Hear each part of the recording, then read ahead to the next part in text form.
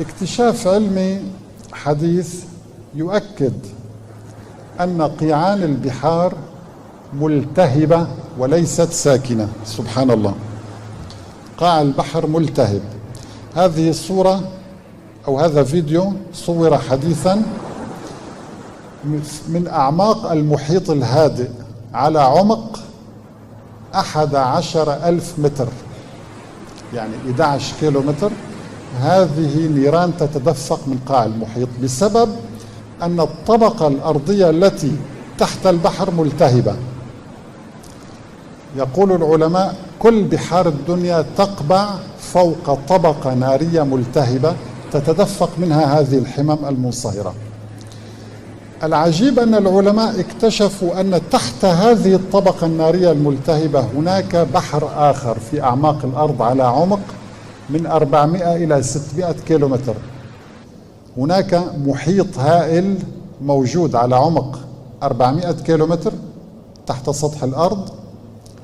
هذا المحيط يحوي كمية من الماء 3 أضعاف بحار الدنيا، 3 أضعاف. سبحان الله. إذن ركزوا معي جيدا، أصبح لدينا البحر، ثم نار تحت البحر، ثم بحر عميق تحت النار. الحبيب صلى الله عليه وسلم قال: يا عبد الله لا تركب البحر إلا حاجا أو معتمرا أو غازيا في سبيل الله، فإن تحت البحر نارا، دققوا معي، تحت البحر نارا وتحت النار بحرا. سبحان الله، دقة هائلة في وصف النبي الأعظم عليه الصلاة والسلام لهذه الحقيقة العلمية التي نراها اليوم بأعيننا.